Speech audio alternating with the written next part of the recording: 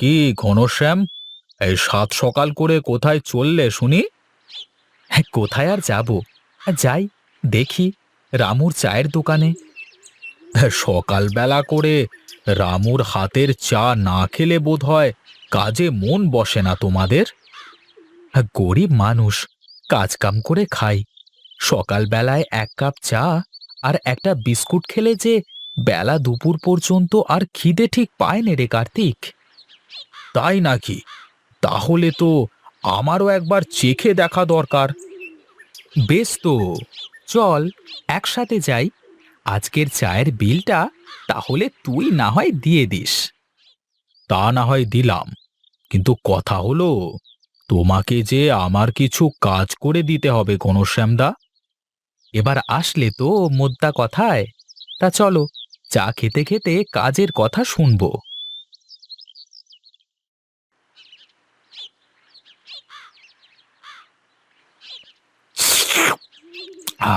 রামু, তোর হাতের চায়ের তুলনা হয় না। কি আর করব দাদা, চা বিক্রি করেই তো খেতে হবে, তাই একটু ভালো করেই বানাই। তা দিনে তো ভালোই চা বিক্রি করো রামু। ওই হয় আর কি, যা হয় তাতে বউ বাচ্চা নিয়ে সংসার চলে যাচ্ছে। বুঝলি কার্তিক, সকাল করে রামুর হাতের এক কাপ চা খেলে সারা দিন ভালো মতো কাজ করতে পারি। তা রামু কি চায়ের মধ্যে কিছু মিশিয়ে দাও নাকি?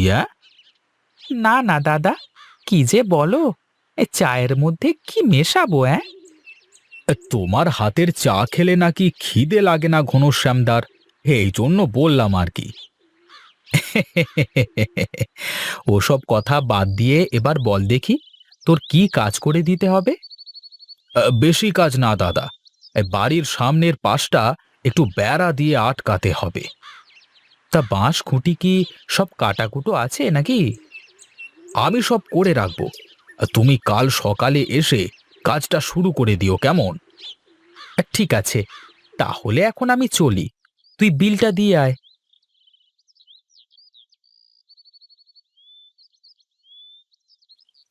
এই নাও রামু, তোমার চায়ের দাম। আর কাল থেকে আমিও রোজ সকালে তোমার দোকানে চা খেতে আসবো। হ্যাঁ, আসবেন দাদা, আপনারা আসলে তো আমার ভালোই লাগে।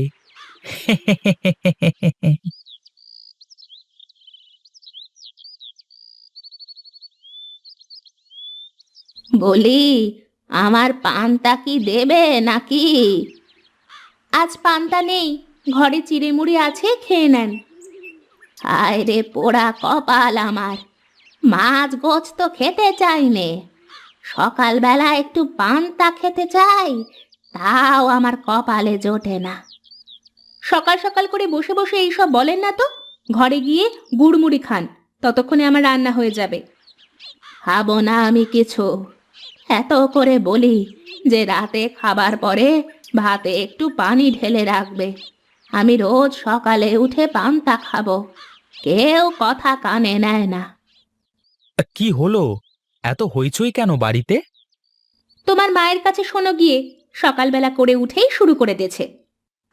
আহা, কি হয়েছে বলবে তো? আমি কিছু জানি নে, তুমি তোমার মায়ের কাছে গিয়েই শোনো।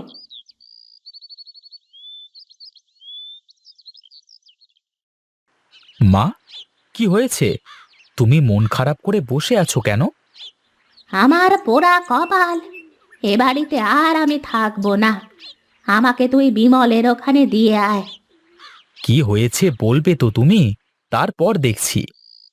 আমি তোদের কাছে রোজ রোজ মাছ গোছ তো খেতে চাই নে, বলি কি, রোজ রাতে খাওয়ার পরে ভাতে একটু পানি ঢেলে রাখলে আমি সকালে উঠে পান্তা খেতে পারি। রোজ রোজ তো পান্তা খাওয়া তোমার অভ্যাস, তো এখন আবার সমস্যা কিসের? তা আমি কি করে বলবো, তুই তোর গিন্নির কাছে শোন কেন। আচ্ছা আচ্ছা, আজকের মতো তুমি এভাবেই চালিয়ে নাও, কালকে থেকে তোমাকে প্রতিদিনই পান্তা করে দেবে। আচ্ছা ঠিক আছে, কিন্তু কাল থেকে যদি রোজ আমি পান্তা না পাই, তাহলে কিন্তু আমি আর এ বাড়িতে থাকবো না, আমি আমার বিমলের বাড়িতে চলে যাব। আচ্ছা মা, ঠিক আছে।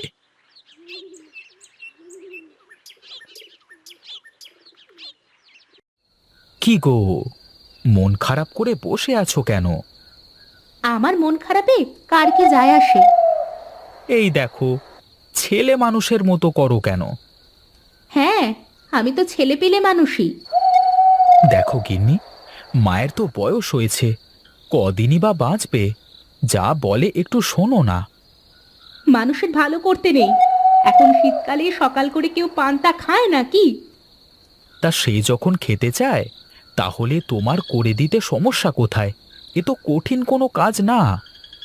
তুমি বুঝতে চাচ্ছ না। এই শীতের দিনে যদি রোজ রোজ সকালে উনি পান্তা খান, তাহলে দুদিন পরেই অসুস্থ হয়ে পড়বে। তখন তো যত জ্বালা আমারই। তুমি রোজ তাকে পান্তা করে দাও। যদি কোনো সমস্যা হয়, তখন আমি নিজেই তাকে বুঝিয়ে বলবো। ততদিনে যদি অসুস্থ হয়ে যায়, আমি কিন্তু পরে দেখতে পারবো না। তুমি তোমার ভাইয়ের বাড়িতে রেখে আসবে। আচ্ছা ঠিক আছে। হ্যাঁ, এখন একটু হাসো না তুমি। মুখটা কেমন প্যাঁচার মতো করে রেখেছো।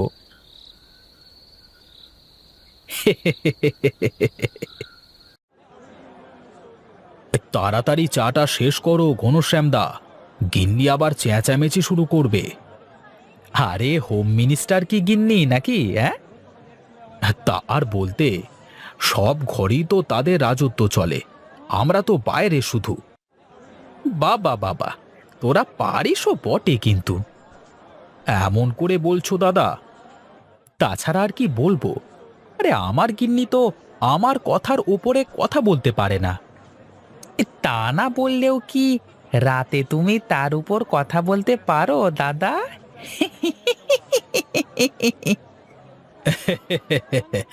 এই একটা কথা বলেছিস রে রামু। ওরে শোন, ঘরের গিন্নিকে কিভাবে শাসনে আর আদরে রাখতে হয় তা জানলে সব সময় সবভাবে মানিয়ে নেওয়া যায়। হ্যাঁ, তা ঠিক বলেছ দাদা। হ্যাঁ, তবে সবাইকে দিয়ে তা হয় না দাদা। আমার ভাই বিমল ওর বউ নিয়ে আমাদের সাথে থাকতে পারল না। যে বাড়ির গিন্নি পুরুষের থেকে বেশি বোঝে, সে বাড়িতে কখনো সুখ আসে না রে রামু। চলো চলো দাদা, দেরি হয়ে গেল।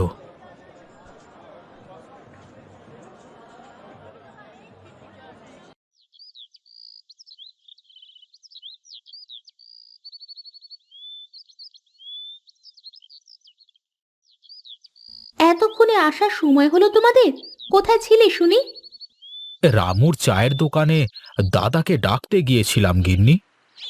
তা পকেট থেকে ক টাকা খসিয়ে আসলে শুনি? আচ্ছা বাদ দাও না, তুমি রান্না করতে যাও, আমরা কাজটা শুরু করি। তা যাচ্ছি, তোমাকে পরে দেখছি আমি।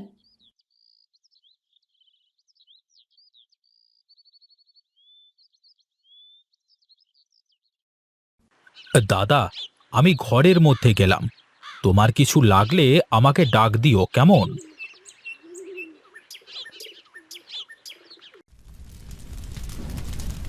তুমি কি বাইরে ওই মানুষটার সামনে আমার সাথে এমনটা না করলে পারতে না? খারাপ কি করেছি? কিছুই তো করিনি। তুমি সকাল করে ঘর থেকে টাকা নিয়ে গিয়ে চায়ের দোকানে গিয়ে খরচ করবা, আর আমি বললেই দোষ? আহা, মানুষের সাথে চলতে হলে এসব একটু আধটু করা লাগে। তা বলে ঘরের টাকা পরকে দিয়ে চলতে হবে নাকি? তোমার চা খাওয়ানোর হলে আমাকে বলবা, আমি রোজ তোমাকে বাড়িতে চা করে দেব। ঠিক আছে, আমার ভুল হয়ে গেছে, আমি কাল থেকে আর বাইরে চা খেতে যাব না। হ্যাঁ, তুমি কাল থেকে চাপাতি আর চিনি এনে ঘরে রেখে দেবে, আমি রোজ সকালে চা করে দেব তোমাকে। আর ঠিক আছে, তুমি রান্না করো, আমি দেখি বাইরে কাজের কি অবস্থা।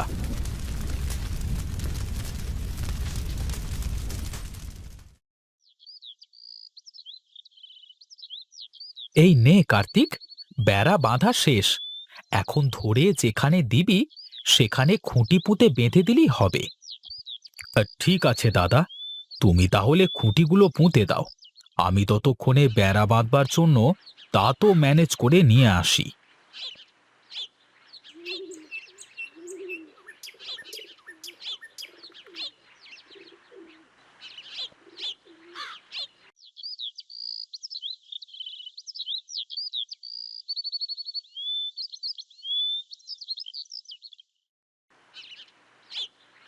হ্যাঁ, এই নে কার্তিক, সবগুলো খুঁটি পোঁতা শেষ।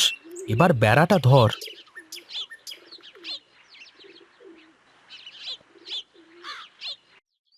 ব্যাস, কাজ তো মোটামুটি শেষ নাকি?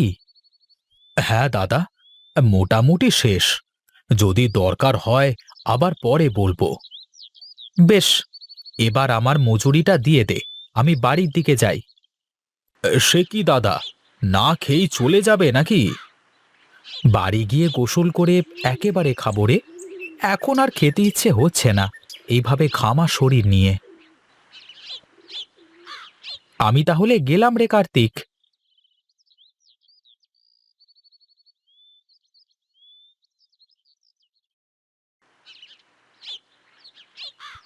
ওই তো, ওই তো দাদা চলে এসেছে। কি কি হয়েছে মায়ের? মা এমন করে শুয়ে আছে কেন? তোমাকে বলেছিলাম না, রোজ রোজ শীতের মধ্যে পান্তা খেলে অসুস্থ হয়ে পড়বে। শুনলে না তো আমার কথা। শুনলাম তুমি নাকি বৌদিকে জোর করে মাকে রোজ পান্তা দিতে বলেছ। কি করব ভাই বল, সে সকালে ঘুম থেকে উঠে পান্তা না পেলে চেঁচামেচি শুরু করে। না দিয়ে কি করব? তাই বলে শীতের দিনেও তুমি পান্তা খেতে দেবে? তার না হয় বয়স হয়েছে, তুমি তো জানো মানুষ বুড়ো হলে বাচ্চাদের মতো হয়ে যায়। আমি তোমার দাদাকে বোঝাতে পারিনি, এখন তুমি বলো ভালো করে।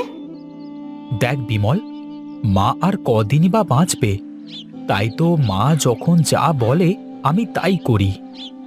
তাই বলে যে কাজে তার ক্ষতি হবে সেই কাজও করতে হবে? যাই হোক, আমার ভুল হয়ে গেছে ভাই। এখন কি করা যায় তাই বল। কি আর করা যাবে, মাকে আপাতত ডাক্তারের কাছে নিয়ে যেতে হবে। ঠিক আছে, তাহলে তাই কর। আমি গোসলটা সেরে নিই, গাটা ঘেমে গন্ধ বের হচ্ছে গা থেকে। তাহলে তাহলে আমি যাই, একটা গাড়ি ডেকে আনি।